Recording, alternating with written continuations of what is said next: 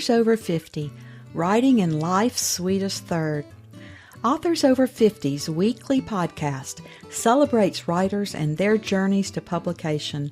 Writing after 50 is a whole story on its own, so let's skip to life's sweetest third and talk with authors about their journey from pen to publish. Welcome, I'm Julia Daly, your host, and I invite you to listen to interviews with writers who've achieved their goal of publishing a book just later in life. We've seen award lists for under 30 or under 40, but I've yet to see lists for those who've achieved a significant milestone of their own, launching a new career and publishing their first book after the age of 50. We will hear about these authors' inspirations, struggles, strategies, and the smell of that first book. These writers' journeys inspire me because I'm one of them. My guest today is a respected speaker, purpose discovery coach for women, author, and ordained minister. She pursues the hearts of those she meets and desires to leave them better than before she met them. Driven by her own impactful life story, which is still unfolding, she has an unconventional style that is notably filled with humor, even in matters of truth that sometimes hurt and convict. Welcome to Authors Over 50, Greta Bates. Hello, and thank you for having me. Greta, our opening question on Authors Over 50 is always, so what took you so long to write your first book? That's an amazing question. I would like to begin by saying that I got pregnant when I was 14 years old, and I had my first kid when I was 15. Mm-hmm. So as you can know, something that happening like that has a potential to delay life. But in that, I continued on as a single parent, went to, school, graduated, went on to college. So one of the things is, other than just being a teen parent and having 3 kids, it's mindset. Those negative beliefs that, who am I to write a book? No one wants to hear my story. No one wants to hear what I have to say. And during the course of probably over the last several years, I wanted to write a book, but I kept finding myself in a caregiver role.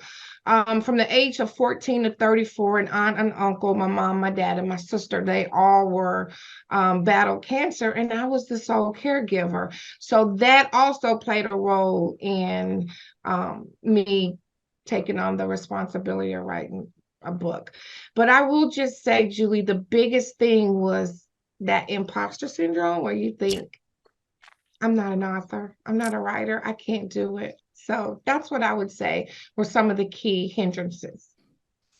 Well, so many of us have that imposter syndrome, and it takes a long time to try to get past that. And you had a lot more obstacles than a lot of people. So welcome. And we're just so glad that you made it through to the other side, Greta. Yes, it was, it was a struggle and it was a challenge, but everything that I've gone through in my life played a part in me being able to push through and write the book. And I'll share a little bit about, when we talk about the book a little bit later, one of the key things that really caused me to really birth this book and put it out there. Well, your book hasn't been published yet, but it'll be on pre-order soon. And so how did you proceed once you did write that book? Did you search for an agent, decide to use a hybrid, a small press, or did you self-publish? I self-published. When I made the decision to write the book, one of the key things that I needed to be able to get this book out and to continue to get the book out is finances. And when you don't have finances to write the book, you take on, or an option is to take on self-publishing. So I am self-publishing the book because I have so many different talents myself as an individual. self-publishing, just because you may not have the finances, is not a sole reason to self-publish. If you're able to pull from other places and invest in yourself, by all means do that. But for me, I had the skills to be able to do a lot of the things that I needed for the book. So it made self-publishing an easier option for me. Well, Greta, what was your inspiration for this book? I know that you reach out to women of color, especially, and especially those who share the experience of abortions. How did you choose this ministry? Julie, the ministry that I'm doing now is with my nonprofit, Hearts Unshackled. But the book itself was it was on the scene before the work that I do now. And thanks for mentioning that. That is the passion of my heart right now. What was the inspiration for this book? A simple sentence. I was simply tired of going in my prayer closet and coming out with ashy knees and unanswered prayers. I knew that God was more than a butler when I needed something, or a lifeguard when I needed saving. I knew there was more. So over 20 years ago, I developed this plan, a strategic blueprint of how to really go into your prayer closet, whether it's a physical prayer closet, but I also reference our heart as a prayer closet, because when we're away from home and life punches us, we need to be able to go into that space, which is our heart, and not a physical space. But that's what the inspiration was. I knew there was a way to commune with God, to hear him, and to get answers to prayers, and understanding even when I didn't think the prayers were answered in the way that I thought that I expected them to be. So that was the greatest inspiration. It's just ashy knees and unanswered prayers. Well, amen, sister. Yes. What about your writing routine? Do you write every day? Do you journal? I've been an avid journal for many, many, many years. I do journal. I think it's important when you're working on a book or you're writing a book, is to find what I call your power hours. It's that time of the day when you have most of your energy. I'm a morning person, so I like to write in the mornings. I like to write before the sun comes up. When, I live by myself. For the most part, I do have my granddaughter with me. She's going to school from here. But I like to get up early in the morning before the sun comes up, before the birds wake up, where I have that quiet time so that I can really concentrate and focus on doing what I enjoy doing. Now, sometimes I do write in the middle of the day and I write at night, but the most beneficial time for me is in the morning. But it took a while. It took a few years for me to figure out when those power hours were for me. Well, when the book goes on pre-sale, have you thought about any ways that you're going to publicize the book? Have you been doing anything pre-launch for the publicity of the book? Yes, I just had I have a graphic designer. Her name is Sharon. She's amazing. I met her through an online resource called freelancer.com. And she has put me together like 40 Facebook, Instagram posts. And so we did a book title change. So she's making all those transitions actually today. And I'm going to use another system where I'll just go in and place these in the system, and it's going to automatically just post when I set the time and the date. So yes, I'm being very strategic with this. It is going on pre-sale. I will say now, no later than the 1st of December. And I know a lot of people say, hey, Black Friday is coming. Why don't you push it out then? But this is so important to me that I don't want this to get lost in the hustle and bustle that goes around one particular day of the year, where a lot of authors, and I'm not saying anything's wrong with that, but a lot of people want to really plant their feet on that. But I really want this to kind of stand out and to be focused on and not get lost in the shuffle of everything else. So you can expect pre-sales to happen probably around the 1st of December. And for you later listeners who are listening to the podcast, Greta's talking about December of 2022. Yes. Well, Greta, tell us a little bit more about the book and then read from it so that we can hear your tone and voice. Okay. Um, this is it's a interactive prayer journal. And what it does, it gives you the strategic blueprint of what prayer should look like. Now, I am an ordained minister, and this book is a combination of 20 years of actually using this process. And I'm going to read just a little bit from the introduction part of it. Now, it's an interactive journal, but calling it a book is fine. It will be spiral bound. And I do have a picture printed out that I'm going to show here in just a bit, but it's a purpose-focused prayer journal. And it's interactive. And what you do, there's a process that you move through in it. So I'm going to read a little bit from it, and then I will kind of share a little bit more about the details and how the book is set up. Okay. It says, are you tired of ashy knees and unanswered prayers? Congratulations on investing in your prayer life. Every single time you enter and exit your prayer closet, fighting frustration and hopelessness because of unanswered prayers, your confidence in God's sovereignty may take a hit, and so may your heart. Every single time you enter and exit your prayer closet with answered prayers, you are building your spiritual fortitude and putting hell on notice that kingdom mandates, assignments, and agendas are locked and loaded for targets set for a sure hit. Spiritual maturity, confidence, tenacity, and driving perseverance comes from unlocking and unleashing the divine strategies that I've put together that will change the trajectory of your life, those you love, and cover in prayer. You're making a spiritual development priority. You are sending signals to heaven, relaying that you are ready to experience more answered prayers.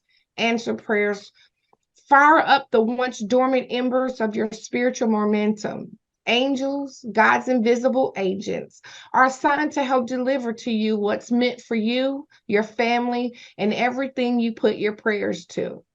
This is a quote. The angels are dispensers and administrators of the divine benefits towards us. They regard our safety, undertake our defense, direct our ways, and exercise a constant solitude that no evil befall us. And that's by John Calvin in the Institute of the Christian Religion 1. And just another little snippet I have here. It says, this planner is the manifestation of a personally designed system I've been using for over 20 years with a great desire to share with you the blueprint and strategies for a purpose prayer mindset and faith building habits, allowing you to avoid the ashy knees and experience answered prayer. The motto of this is it's focused prayer. Sometimes when we do go into prayer, we're desperate, something bad has happened, or like in a pandemic, death is all around us, we're, loss of job. So in that moment, even in my personal life, one thing that changed everything was that when I went into prayer, I had an agenda. Now, that doesn't mean that sometimes you just got to go in and be like, Lord, help me. And that's all you got.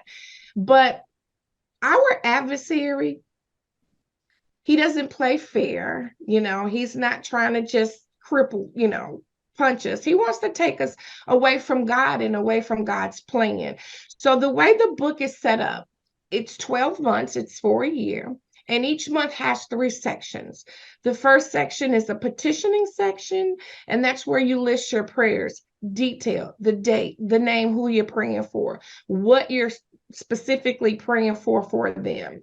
And those are listed, and there's 12 different categories. I cover everything: financial, spiritual maturity, family, relationships, your jobs, your ministry, sickness, healing, finances. And so everything is categorized in those petition pages. You even have a pre-prayer that you pray before you go into prayer that kind of grounds your heart, okay? And then the next section of each month is called the Lord, I'm listening pages. this is where after you pray, you sit and look, because prayer is a two-way conversation. So many times I will go in and say, Lord, I need this, that, and the other, and please protect my children and grandchildren and do this, and then I run out.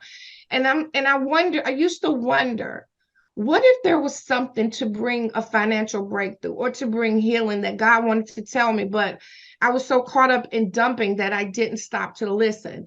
So there's a section there where you just quiet yourself. I have a scripture base there, and you just listen for what God tells you. And you write that down with the date. And if there's a name to a person that it's designed for, then you write that. And in the third and the final section of each month, which is my favorite section, it's called the gratitude pages. And this is where you log the dates and the people and the times of every answer prayer that God has given. And when this happens, when you're praying for someone and you're like, I'm not getting answers anymore, you can look into those gratitude pages and see the faithfulness of God. And it gives you the courage, and empowerment to keep moving. So it's set up like that for 3 months. And at the front of the journal, there's pages where I give you samples of type of things that you will put into each section. So it is set up. I've been doing journaling and buying journals and using journals, Julie, for years, and I've never seen anything like this. Well, it certainly sounds like you are organized for success and to set other people up for success in their prayer life. And I think anybody who reads just what you've read to us today will know how firm and how deep and how strong your own faith is. Yes. And Julie, I haven't always been like that. If I just have a minute here, I want to share a quick story. That is the pivot of this book, and it's inside the journal itself. It was November of 2000. I have been trying to find a church, and I found a church home. And in July of 2000, I told the Lord, I was like, I'm all in. I'll never walk away. I'll never turn away. And I'm here for you. I'm here for the long haul. This is my life. We just moved into a house in June of that year. November of that year, due to mistaken identity, my kids and I had 2 kids at home at the time, and we had our routine. We'd come in, do homework, get ready for school, chores, prepare for the next day, and then go to bed sometime around 9:30, 10. This particular night, Julie, it was just like we got extremely sleepy.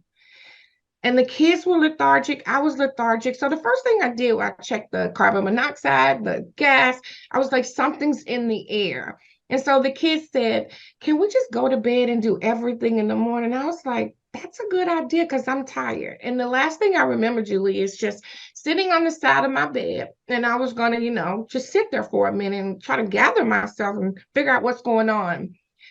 That was the last thing I remember. Hours later, hours later, I woke up with my husband at the time standing over me with this bewildered, fear-stricken look on his face saying, the house has been shot up. And when I raise up, there's drywall all around my head. And the first thing I think is, where are my children? And they were standing behind them. And I just took them and I took them on the other side of the bed and I sat them on the floor, kind of like, a mother hen protects her chicks. But it was too late. The firing had already happened. Our house was shot up with over 22 rounds of cop-piercing bullets, and we slept through the whole thing. So in the book, I share more details about that story, how God became real to the officers that came, how over 22 rounds came in and only 2 went out. There were trajectories that shown that I should have been hit. The kids would have been hit. And the way they shot the complete from one side to the other, there was not a part of our house or the cars in the driveway that were not hit with bullets. Had we woke up we wouldn't be here to tell the story today. So you get all the details, the police report in the book, and that's going to be at the front of the book that I share that story. And so that let me know that my enemy was real, but God was more powerful. And so I've had a tenacity to bring prayer to people, to let them know that prayer changes the trajectory of our lives. Greta, that is certainly a story to share. And for those of us who believe in miracles, you certainly had a real life miracle. Yes. And I wasn't sure if I believed in miracles before then. I wasn't sure if I believed in angels. And I often doubted with the struggles, in my life, being the caregiver to 5 terminally. I thought I was under some kind of heaven punishment for something I had did, and that was an abortion. So I thought that I was being punished. But once I got my healing and freedom from my abortion and stepped out of the shadows of shame, regret, the fear, judgment, and stepped into a more purpose-filled and meaningful life, I was then able to really, go after what I knew God had for me. Really amazing. Do you have any other books in you? I know you're still in the throes of trying to get this one birthed, but do you think you will write another book? Yes. And this just I'm in the process. There's an accompanied book that goes along with this journal, but it's going to come later. My editor, after going through the book, she really wants to go deeper into the teaching on, prayer and spiritual warfare and that type of thing. So she's getting ready to retire from a major book publisher. I won't drop any names, but after she retires, we're going to sit down together and really deepen with this book. And it'll be called the same thing, Armored Up. Focus, Purpose, Prayer. It'll be an accompaniment to the journal, but the journal has some highlights in it that'll get you what you need to go ahead and move forward in a powerful prayer life. And I'm also working on my dissertation. So that will be coming out, but that's probably going to be in the summer or fall of next year. And I'm also writing just the outline right now for a book that'll go with Hearts Unshackled, Abortion Recovery, called The Righteous Heart. Because once you have an abortion in your mind, there's no way you feel like you can ever stand whole and righteous before God again. And that's a wounded heart. And so I'm going to be doing a webinar on that. That's going to help bring in the material for that book. That's going to be that's the newest one. So there's a lot of them in the cocoon of creativity. Well, it certainly sounds like you are writing about all the timely and current issues of our day.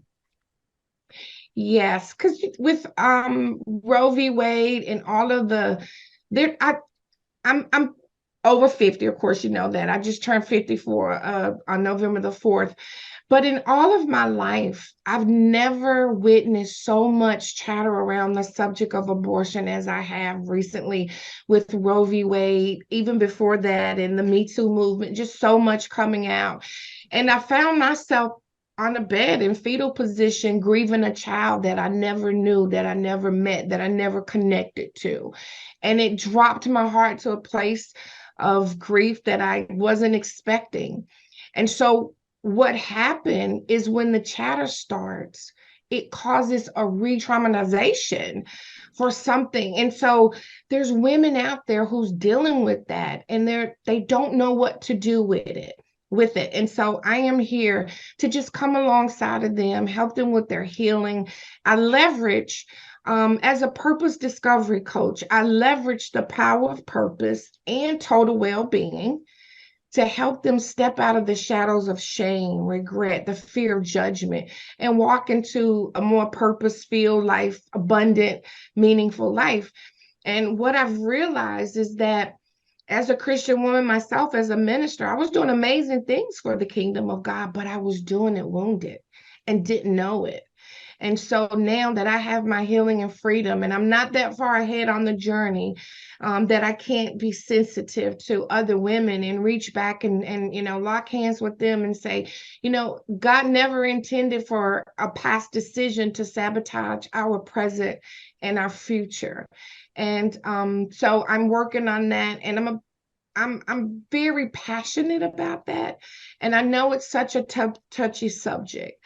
And so I just want the women who may be listening to this podcast to know that maybe you wasn't expecting to hear the A word on this podcast, or maybe it caught you off guard, or maybe you had stuffed it down and forgot about it, and you're listening to this podcast and those things are beginning to re-traumatize you, or it's beginning to come back. I want you to reach out to me. I am a certified mental health first aid. And so I have some training, but I have a lot of tools in post-abortive recovery to help you. So don't hesitate to reach out to me. I'm here for you. Well, I can only imagine how helpful you are to those who are healing. You have such beautiful descriptions and you have such a compassionate spirit. So I just love hearing you speak about your life and your experiences. Thank you. I really appreciate that. Greta, as always, our last interview question is, our writers over 50 are a unique set. Do you have advice for writers 50 and above? Yes. Believe in yourself. Know that when you were created, when you were born, you had purpose. You are not just a person looking for purpose. You are purpose wrapped in a person. I believe that you have a book in you. So what? It was delayed. There's challenges, hurdles, life. It punches you. It kicks you in the teeth. It knocks you down, the unexpected. But if you're listening to me today, you may be limping, you may have scars, but you've survived a pandemic. Over 50, because over 50 during the pandemic, we were like, oh, watch those over 50 for underlying conditions. You are still here. It's never too late, whether you're 50, 60, 70 and upward. It's never too late. You have a purpose, you have a story, and there are people on the earth in this world that need what you got. And what you have is so powerful that there is not another person on the face of this earth that can do what you were created to do. So don't sell yourself short. You're going to get no's. You can't do that. But you do what only us women over 50 can do. You burn forward with purpose, passion, and power. Well, those are powerful words, Greta. So thank you so much for sharing with us today and for all you do for all the women that you meet with and that you speak to and that you have your own podcast toward. And so we just appreciate you so much being with us here today and sharing about your journal.